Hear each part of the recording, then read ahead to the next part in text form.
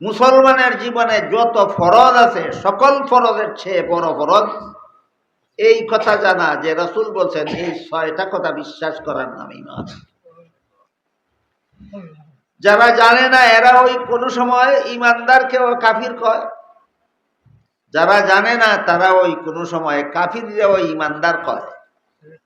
ঈমানদাররা কাফির কয় কেন, কাফিরকে ঈমানদার কয় কেন, জানে না নিজেই ঈমান কারে কয়। এই কারণে আমাদের সকলের জানা থাকা দরকার রাসূল বলছেন এই 6 কথা বিশ্বাস করার নাম ঈমান। এরপরে এক হাদিসে আল্লাহ রাসূল বলছেন আমার মুসলমান উম্মত অর্থাৎ ঈমানদার, ঈমানদারদের মধ্যে 72 দল ঈমানদার জাহান্নামে যাবে, একদল ঈমানদার মুসলমান জান্নাতে যাবে। 72 দল ঈমানদার জাহান্নামে দেওয়ার কারণ কি হাদিসের ব্যাখ্যায় লেখা আছে।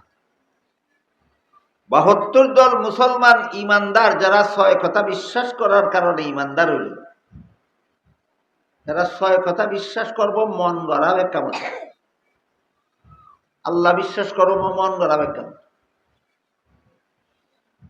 ফিরিস্তা বিশ্বাস করব মন গড়াবে কেমন, কুরআন বিশ্বাস করব মন গড়াবে কেমন, নবী রাসূল বিশ্বাস করবে মন গড়াবে কেমন, তকদির বিশ্বাস করবে মন গড়াবে কেমন, আখিরাত বিশ্বাস করবে মন গড়াবে কেমন। মন গড়া ব্যাখ্যার কারণে 72 দল মুসলমান ঈমানদার আল্লাহ রাসূল বলেন জাহান্নামে যাবে, এক দল মুসলমান জান্নাতে যাবে। যারা এই ঈমানের 6 কথা মন গড়া ব্যাখ্যা মতে নয় সহিহ ব্যাখ্যা মতে বিশ্বাস করে, একটা মাত্র মুসলমানের দল যারা ঈমানের 6 কথা মন গড়া ব্যাখ্যা মতে নয় সহিহ ব্যাখ্যা মতে বিশ্বাস করে। তাহলে এই 6 কথার সহিহ ব্যাখ্যা পাওয়া যায় কোথায়? হাদিসের ব্যাখ্যায় লেখা আছে ঈমানের 6 কথার সহিহ ব্যাখ্যা পাওয়া যায় 2 ঠিকানায়। এক ঠিকানার নাম নবীর সুন্নত, আর এক ঠিকানার নাম সাহাবায়ে কেরামের জামাত। এই 2 ঠিকানার থেকে যারা 6 কথার ব্যাখ্যা গ্রহণ করে এদের নাম আহলে সুন্নাত ওয়াল জামাত। তাইলে আহলে সুন্নাত ওয়াল জামাত কি গায়ের জুড়ে হওয়া যায়, না চাপার জুড়ে হওয়া যায়, না 2টা আদর্শ মানলে হওয়া যায়? একটা আদর্শের নাম নবীর সুন্নত আর একটা আদর্শের নাম সাহাবাগণের জামাত। আমি আল্লাহ বিশ্বাস করব ওই ব্যাখ্যা মতো যেই ব্যাখ্যা নবীর সুন্নতে পাওয়া যায়, আমি আল্লাহ বিশ্বাস করব ওই ব্যাখ্যা মতো যেই ব্যাখ্যা সাহাবায়ে কেরামের জামাতে পাওয়া যায়।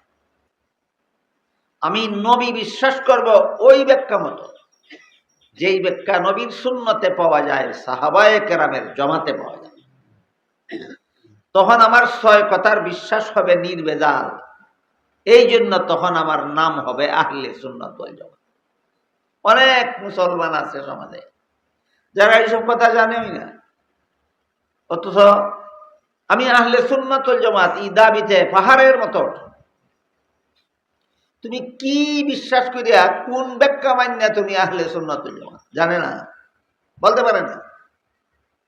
এই জন্য আমাদের সকলের মনে রাখতে হবে এই যে ঈমানের 6 কথার প্রত্যেকটা কথা যদি আমি নবীর সুন্নত থেকে এই কথাটার ব্যাখ্যা গ্রহণ করি, সাহাবায়ে কেরামের জামাত থেকে যদি এই 6 কথার ব্যাখ্যা গ্রহণ করি মন গড়া ব্যাখ্যা না করিয়া, তখন আমি আহলে সুন্নাত ওয়াল জামাত। আল্লাহ রাসূল আমাকে বলেছেন জান্নাতি মুসলমান। বুঝে থাকলে বলেন তো ঈমানের 6 কথা কি মন গড়া ব্যাখ্যা মতো বিশ্বাস করলে আহলে সুন্নাত ওয়াল জামাত হয় না জাহান্নামী হয়?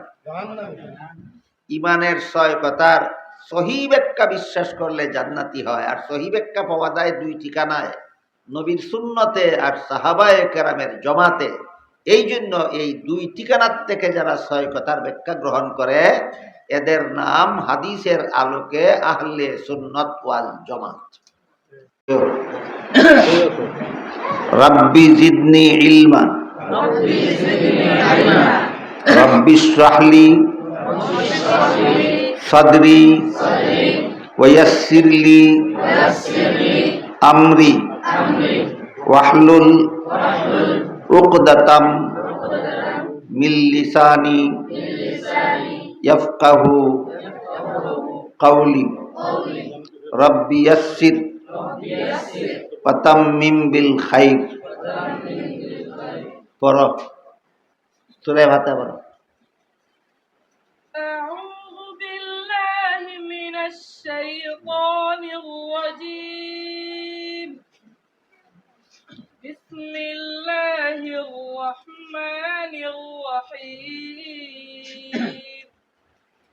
الحمد لله رب العالمين. الرحمن الرحيم. مالك يوم الدين. إياك نعبد وإياك نستعين. اهدنا الصراط المستقيم. صراط الذين أنعمت عليهم غير المغضوب عليهم ولا الضالين.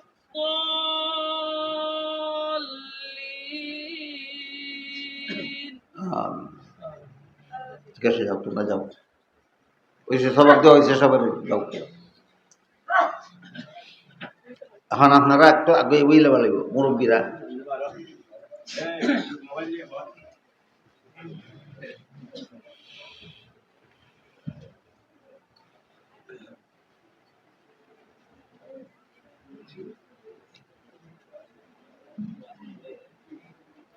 নাহমাদুহু ওয়া নুসাল্লি আলা রাসূলিহিল কারীম।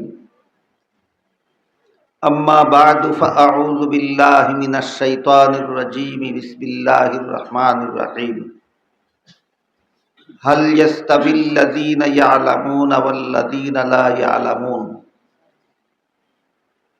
ওয়া ক্বালা রাসূলুল্লাহি সাল্লাল্লাহু আলাইহি ওয়াসাল্লাম ওয়া ইন্নাল উলামা'a ওয়ারাসাতুল আমবিয়া ওয়া ইন্নাল আমবিয়া'a লাম ইউওয়াররিসু দীনারাম ওয়ালা দিরহামান ইন্নামা ওয়াররাসুল ইলম ফামান আখাযাহু আখাযা বিহাজ্জিন ওয়াফির আও কামা ক্বালা আলাইহিস সালাতু ওয়াসসালাম।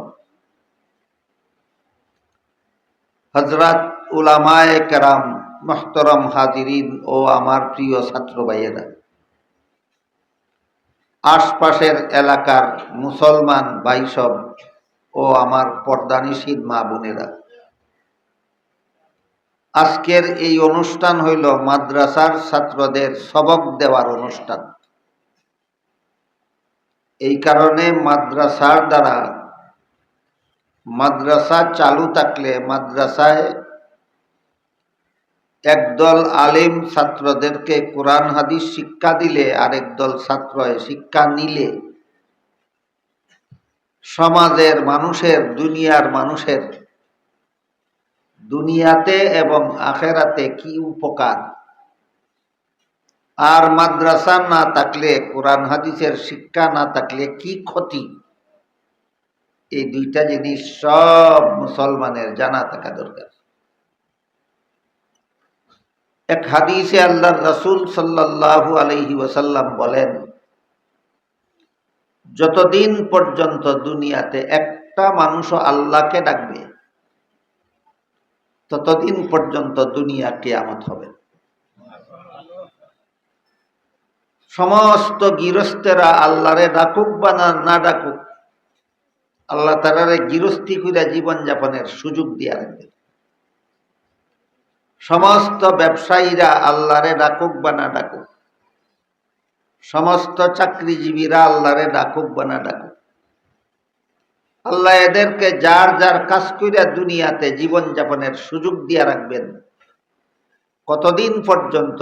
যতদিন পর্যন্ত একটা মানুষেও আল্লাহকে ডাকবে।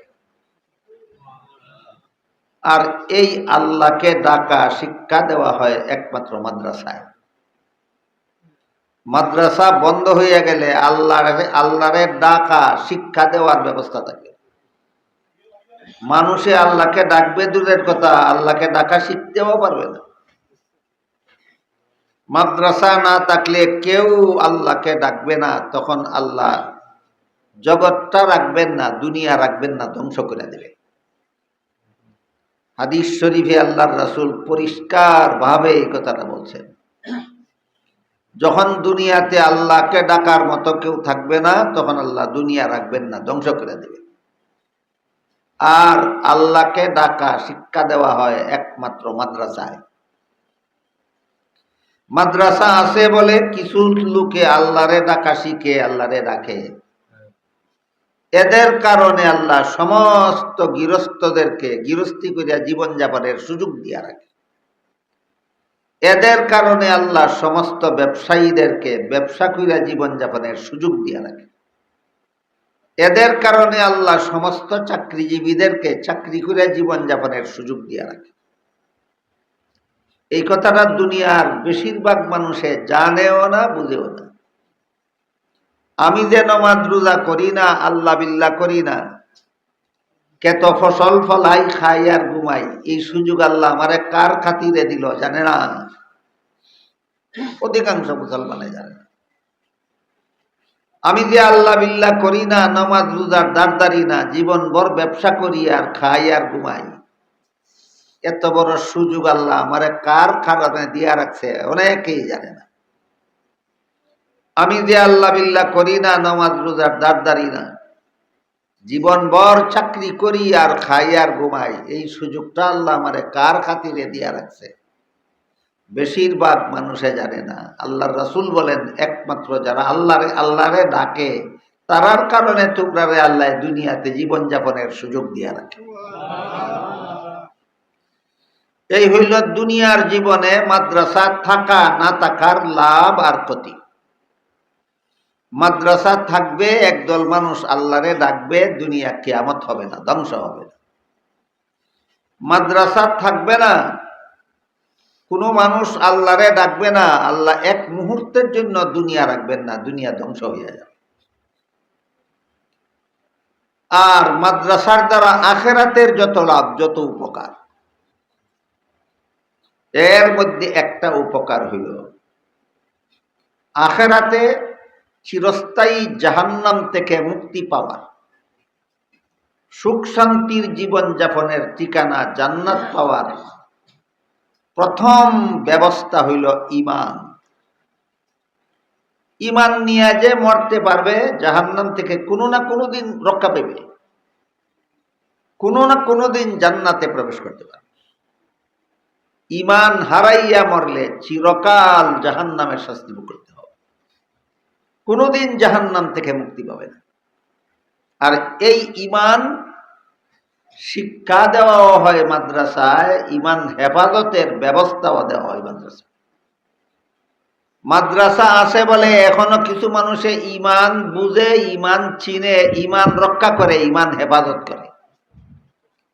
মাদ্রাসা না থাকলে ঈমান চিনবে না। এখনো মাদ্রাসার পরিবেশে যারা আসে না, মাদ্রাসার আলেমদের সাথে যাদের কোনো সম্পর্ক নাই, খোঁজখবর লইলে দেখা যায় এরা ঈমান থাকবে দূরের কথা, ঈমান কারে কয় চিনেও না। ঈমান যদি চিনল না, ঈমান নিয়ে যদি মরতে পারলো না, তার আখিরাত ধ্বংস, পরকালের চিরস্থায়ী জীবন তার ধ্বংস। এই কারণেই বর্তমান সমাজের বহু মুসলমানকে যদি জিজ্ঞাসা করা যায়, তুমি ইমানদার না বেঈমান, রাগ হইয়া খুব আপনি বললেন কি আমি বেঈমান, তুমি ইমানদার হই। এখন জিজ্ঞাসা করেন, তুমি যে ইমানদার, ইমান কারে কয়? আর বুঝতে পারেন, তুমি যে ইমানদার ও ইমান কারে কয়? ইমান কারে কয় যদি কইতা না পারো, তাহলে তুমি ইমানদার যেটা কেমনে বুঝলা তুমি? এই কারণে প্রত্যেকটা ইমানদারের জানতে হবে ইমান কারে কয়, তাইলে আমি বুঝবো আমার ইমান রইছে না চলে গেছে। ইমান কারে কয় আমি যদি চিনি না, তাহলে আমার ইমান আছে না চলে গেছে এটা তো আমি টেরও পাবো না। এই জন্য রাসূল করিম সাল্লাল্লাহু আলাইহি ওয়াসাল্লাম দুনিয়াতে থাকাকালেই আল্লাহর নির্দেশে জিবরিল ফিরিস্তা রাসূলের কাছে আসলেন, সরাসরি রাসূলকে জিজ্ঞাসা করলেন, মাল ঈমান, ঈমান কারে কয়? আজ থেকে ১৫০০ বছর আগে আল্লাহ জিবরিল ফিরিস্তা পাঠাইয়া রাসূলের কাছে জিজ্ঞাসা করাইয়া উম্মতরে ঈমান কারে কয় শিক্ষা দিছেন।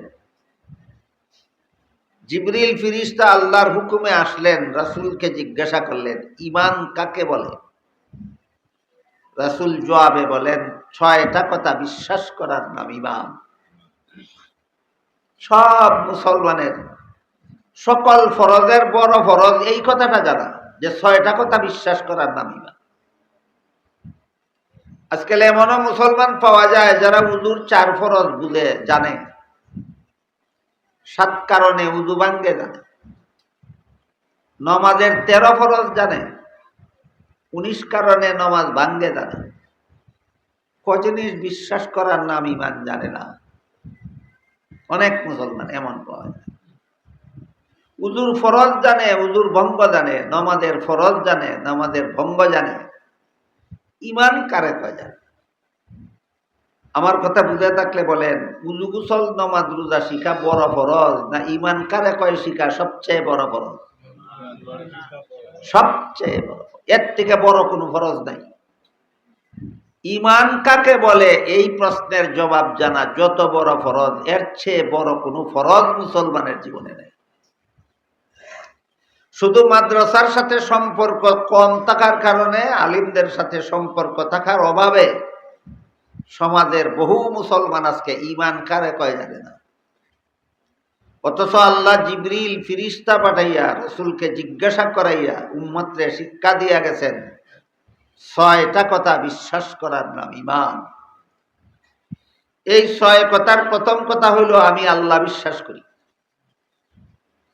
২ নম্বর কথা হইল আমি আল্লাহর ফিরিস্তাগণকে বিশ্বাস করি। ৩ নম্বর কথা হইল আমি আসমানি কিতাব কুরআন বিশ্বাস করি। ৪ নম্বর কথা হইল আমি আল্লাহ যত নবী রাসূল পাঠাইছেন মানুষের হেদায়েতের জন্য, আমি তাদেরকে নবী বিশ্বাস করি। ক নম্বর হইল? ৪ নম্বর। ৫ নম্বর কথা হইল আমি আল্লাহর নির্ধারিত তকদির বিশ্বাস করি। তকদির কি জিনিস? আমি গৃহস্থী করতে পারি খেতে, কিন্তু ফসল হইব কিনা হইব না, হইলে কি পরিমাণ হইব কি পরিমাণ না, এটা আল্লাহর দরবারে লেখা আছে। এটা বিশ্বাস করার নাম তকদির বিশ্বাস। যত ডাক্তারের দ্বারা চিকিৎসা করাই না কেন, আমার রোগ সারব কিনা সারবে না, সারলে কি পরিমাণ সারবে কি পরিমাণ না, আল্লাহর দরবারে লেখা আছে। এটা বিশ্বাস করার নাম তকদির বিশ্বাস। আমি শান্তির জন্য যত ছটফট করি না কেন, শান্তি আমার জীবনে হবে কিনা হবে না, হইলে কি পরিমাণ হবে কি পরিমাণ না, এটা আল্লাহর দরবারে লেখা আছে। বিশ্বাস করার নাম তকদির বিশ্বাস।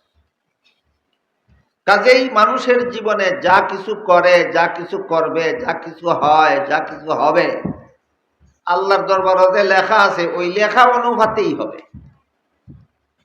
গৃহস্থী করার জন্য যত চেষ্টা করো না কেন, এই বৎসর তোমার ক্ষেতে যে পরিমাণ ফসল হওয়া আল্লাহর দরবারে লেখা আছে এই পরিমাণ হইব।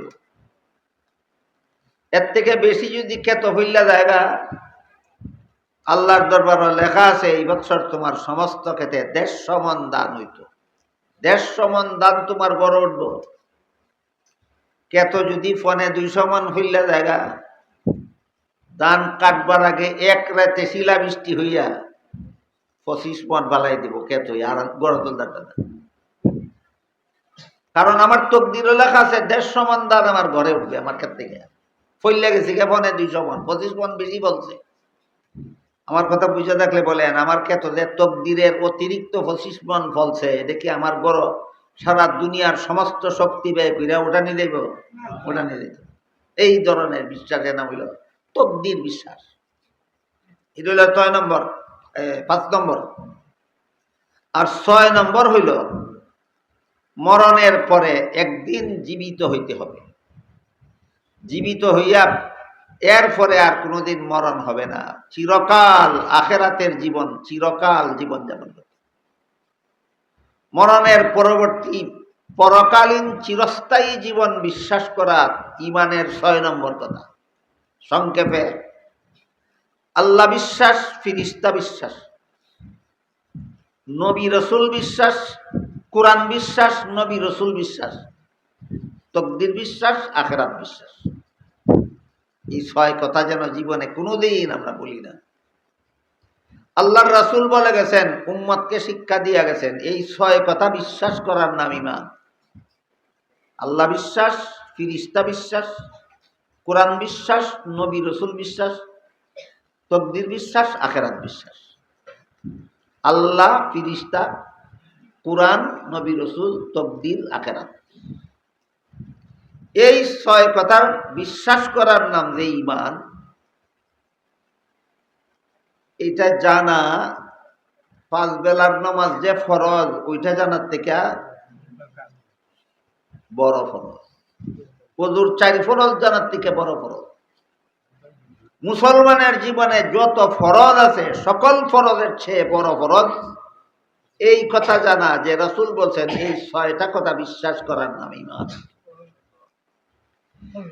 যারা জানে না এরা ওই কোন সময় ঈমানদারকে কাফির কয়, যারা জানে না তারা ওই কোন সময় কাফিররে ওই ঈমানদার কয়। ঈমানদাররে কাফির কয় কেন, কাফিরকে ঈমানদার কয় কেন, জানে না নিজেই ঈমান কারে কয়। এই কারণে আমাদের সকলের জানা থাকা দরকার, রাসূল বলছেন এই 6 কথা বিশ্বাস করার নাম ঈমান। এরপরে এক হাদিসে আল্লাহর রাসূল বলছেন, আমার মুসলমান উম্মত অর্থাৎ ঈমানদার, ঈমানদারদের মধ্যে 72 দল ঈমানদার জাহান্নামে যাবে, এক দল ঈমানদার মুসলমান জান্নাতে যাবে। 72 দল ঈমানদার জাহান্নামে দেওয়ার কারণ কি হাদিসের ব্যাখ্যায় লেখা আছে। 72 দল মুসলমান ঈমানদার যারা 6 কথা বিশ্বাস করার কারণে ঈমানদার হইল, এরা 6 কথা বিশ্বাস করব মন গড়াবে কেমন, আল্লাহ বিশ্বাস করব মন গড়াবে কেমন,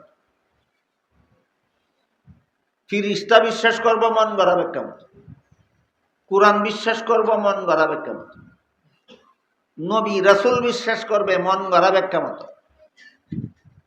তকদির বিশ্বাস করবে মন গড়াবে কেমন, আখিরাত বিশ্বাস করবে মন গড়াবে কেমন। মন গড়া ব্যাখ্যার কারণে 72 দল মুসলমান ঈমানদার আল্লাহ রাসূল বলেন জাহান্নামে যাবে, এক দল মুসলমান জান্নাতে যাবে।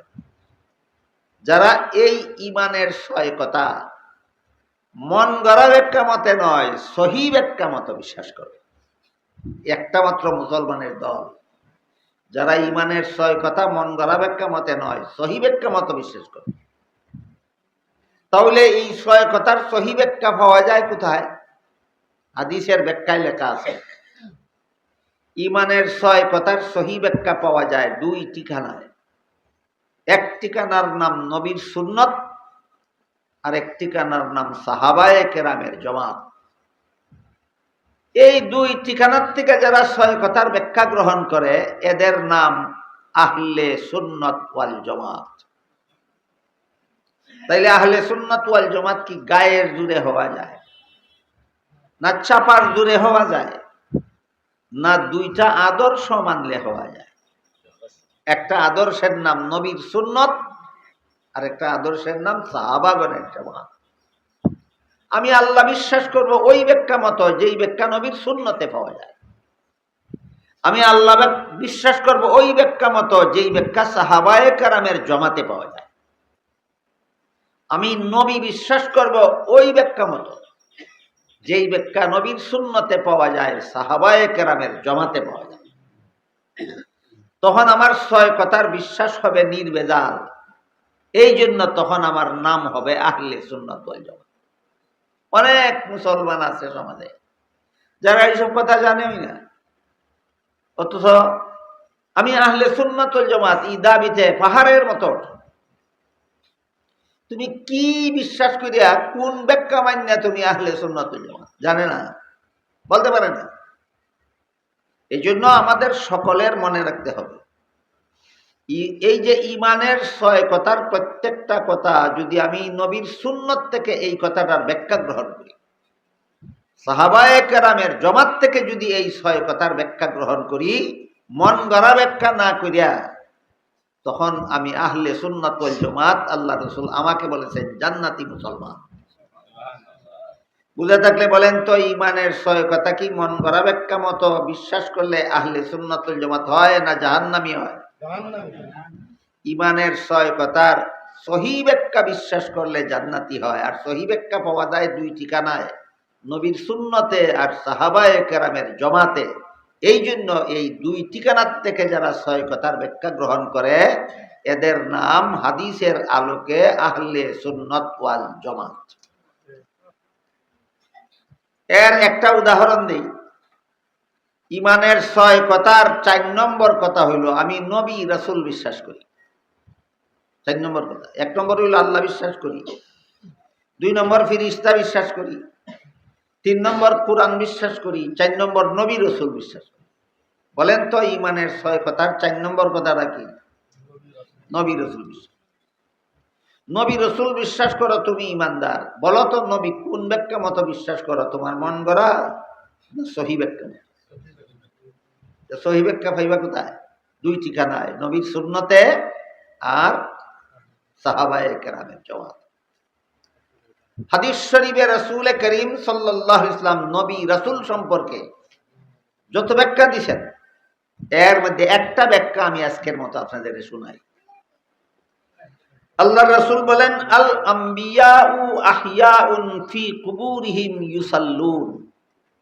এর অর্থ হলো নবী রাসূলগণকে দাফন করা মাত্রই আল্লাহ তাদেরকে জীবিত করে দেন। কাজেই দাফনের পরে কোনো নবী মুর্দা থাকেন না। নবী রাসূল সম্পর্কে নবীর সুন্নতের দ্বারা, অর্থাৎ নবীর সহি হাদিসের দ্বারা একটা ব্যাখ্যা পাওয়া গেল যে দাফনের পরে কোনো নবী মুর্দা থাকেন না, দাফনের পরে সমস্ত নবী জিন্দা হয়ে যান।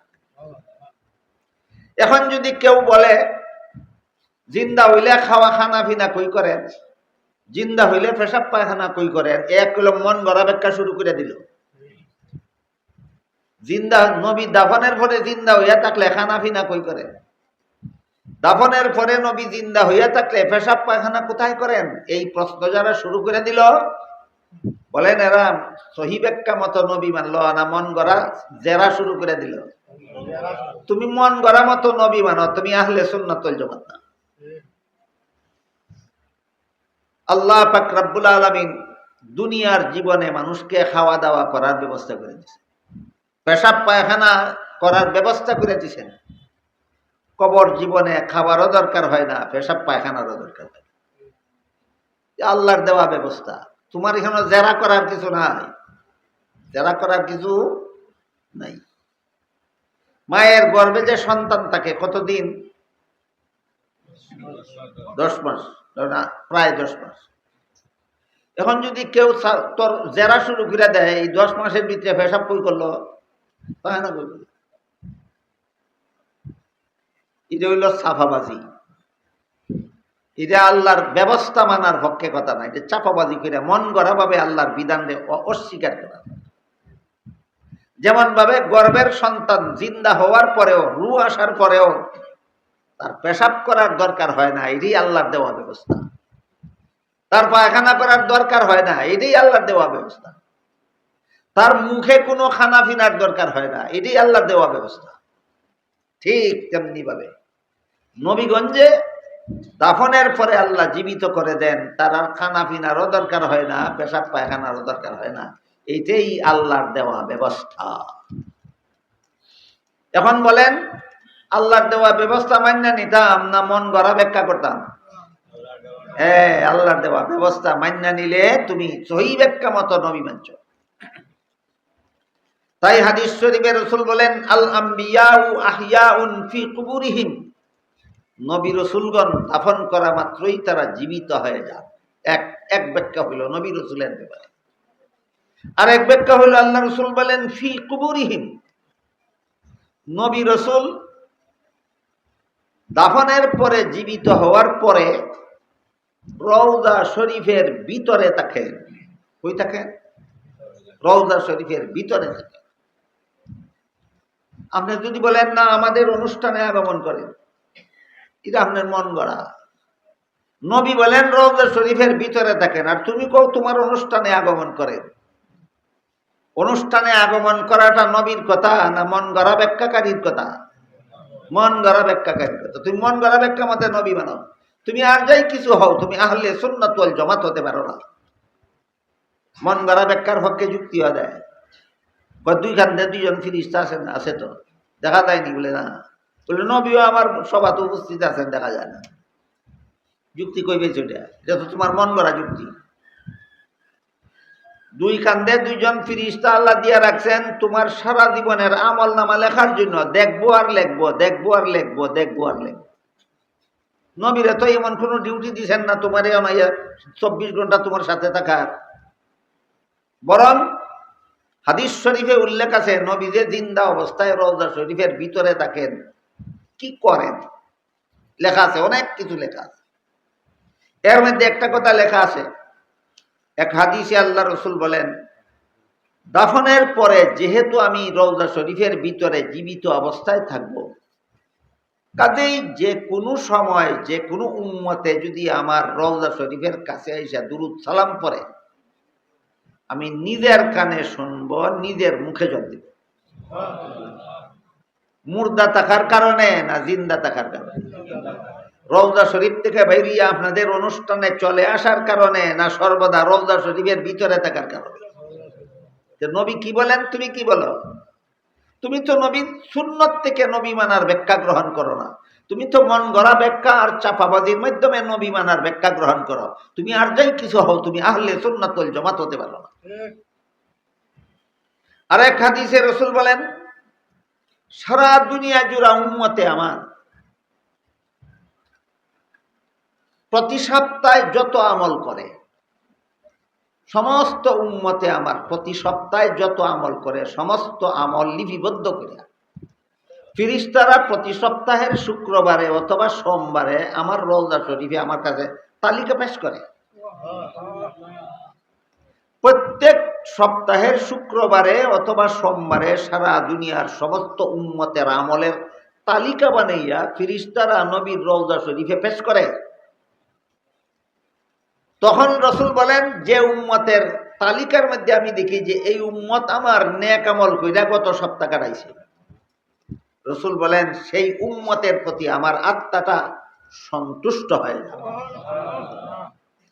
আর ওই তালিকার মধ্যে যদি দেখি কোনো উম্মতে আমার ফাঁকে ফাঁকে কোনো খারাপ আমল করছে, এই উম্মতের আমল নামার মধ্যে খারাপ আমলটা দেখি আমি রওজা শরীফের ভিতর থেকে আল্লাহর কাছে তারে মাফ করে দেওয়ার জন্য দোয়া করি। তাহলে বলেন তো, দুই খান্দের ফিরিস্তায় কি করে আর আমার নবী কি করেন? একই কাজ না ভিন্ন ভিন্ন? ফিরিস্তার কাজ হইল তুমি যখন যেই কাজ করো দেখবো আর লিখবো, এই কারণে তোমার সাথে সবসময় আল্লাহ দেয়া দিছে। নবী তোমার কাজ দেখানো লাগে না, লেখানো লাগে না, ফিরিস্তায় তোমার কাজ দেখিয়া লিখিয়া নবীর কাছে পৌঁছাইয়া দেয়। আর নবী ভাইয়া শুধু তোমার ফের খুশি হয় আর তোমার জন্য দোয়া করে। নবী কেন তোমার সাথে সাথে থাকবে 24 ঘন্টা? কাজেই দুই কান্দের ফিরিস্তা যেভাবে আমার সাথে সাথে থাকে আমি দেখি না, নবীও আমার সাথে সাথে থাকেন আমি দেখি না। এটা চাপাবাজি, যা আহলে সুন্নাত ওয়াল জামাতের আকীদা নয়। এই জন্য হাদিসের ব্যাখ্যায় লেখা আছে, 6 কথা বিশ্বাস করলে ইমানদার হয়, আর সুন্নতে রাসূল আর জামাতে সাহাবার ব্যাখ্যা মতো বিশ্বাস করলে আহলে সুন্নাত ওয়াল জামাত হয়। মন গড়া চাপাবাজির ব্যাখ্যা মতো বিশ্বাস করলে জাহান্নামী ইমানদার হয়, জাহান্নামী মুসলমান হয়। আহলে সুন্নাত ওয়াল জামাতের সহিহ আকীদা মতো ইমানের 6 কথা বিশ্বাস করলে জান্নাতি মুসলমান হয়। এইসব বিষয় শিক্ষা দেওয়ার, শিক্ষা করার আর কোনো প্রতিষ্ঠান দুনিয়াতে নাই, একমাত্র মাদ্রাসা ছাড়া। একমাত্র মাদ্রাসা ছাড়া। মাদ্রাসা না থাকলে ইমানও শিখতে পারবে না, সহি ব্যাখ্যাও শিখতে পারবে না, ইমান নিয়ে কেউ মরতে পারবে না, জাহান্নাম থেকে কেউ বাঁচতে পারবে না। আজকের মতো আপনারা মাদ্রাসার 2টা উপকারিতার কথা বললাম, একটা দুনিয়াতে, একটা আখিরাতে। দুনিয়াতে মাদ্রাসার উপকারিতা হইল একমাত্র মাদ্রাসা আল্লাহর নাম ডাকা শিক্ষা দেয়। এই কারণে কিছু লোকে আল্লাহরে ডাকে, এই জন্য আল্লাহ সমস্ত জগৎবাসীরে টিকাইয়া রাখে। মাদ্রাসা না থাকলে কেউ আল্লাহরে ডাকবে না, জগৎ টিকবে না, আল্লাহ জগৎ ধ্বংস করে দেবে। মাদ্রাসার আরেকটা উপকারিতা কইছি আখিরাতের, সেটা হইল মাদ্রাসা, একমাত্র মাদ্রাসা মানুষকে ঈমান আকীদা শিক্ষা দেয়। ইমান কারে কয়? মাদ্রাসায় শিক্ষা দেওয়া হয়। সহি ইমান কারে কয়? সহি ব্যাখ্যা, ইমানের ছয় কথার সহি ব্যাখ্যা কোথায় পাওয়া যায়? এগুলি একমাত্র মাদ্রাসায় শিক্ষা দেওয়া হয়। মাদ্রাসা থাকবে না, ইমানের ব্যাখ্যা শিখবে দূরের কথা, ছয় কথা বিশ্বাস করার নাম যে ইমান, এই কথাই শিখবে না, ইমান নিয়ে মরতে পারবে না, জাহান্নাম থেকে বাঁচতে পারবে না। সার কথা হইল, আজকে আপনাদেরকে আমি মাদ্রাসার যত উপকারিতা আছে এর মধ্যে মাত্র দুইটা উপকারিতার কথা বললাম। একটা দুনিয়ার উপকারিতা, একটা আখিরাতের উপকারিতা। মাদ্রাসার দ্বারা দুনিয়ার উপকারিতা হইল মাদ্রাসায় আল্লাহর নাম রাখা শিক্ষা দেয়, এই কারণে আল্লাহ দুনিয়াটা টিকাইয়া রাখে, নাহলে দুনিয়া ধ্বংস হয়ে যাবে। আখিরাতের উপকারিতা হইল মাদ্রাসা মানুষে ইমান শিক্ষা দেয়, এই কারণে আখিরাতে ইমান শিক্ষা একদল মানুষ জাহান্নাম থেকে বাঁচবে। মাদ্রাসা থাকবে না, ইমান শিখার সুযোগ থাকবে না, বেঈমান হইয়া মরবে মানুষ চিরকালের জন্য জাহান্নামে। এই কারণে সর্বস্তরের মুসলমানের মাদ্রাসার সাথে সম্পর্ক রাখিয়া মাদ্রাসার দ্বারা দুনিয়াতে যত উপকার হয়, আখিরাতে যত উপকার হয়, এইগুলি গ্রহণ করার আর উপকারগুলির থেকে বঞ্চিত না হইয়া আমাদের ইমান আমল হেফাজত করিয়া দুনিয়া আখিরাতের জীবনকে সফল করার সৌভাগ্য আল্লাহ আমাদের সবাইকে দান করুন। সবাই বলুন আমিন। সুবহান রাব্বিকা রাব্বিল ইজ্জাতি আম্মা ইয়াসিফুন ওয়া সালামুন আলাল মুরসালিন ওয়ালহামদুলিল্লাহি রাব্বিল আলামিন।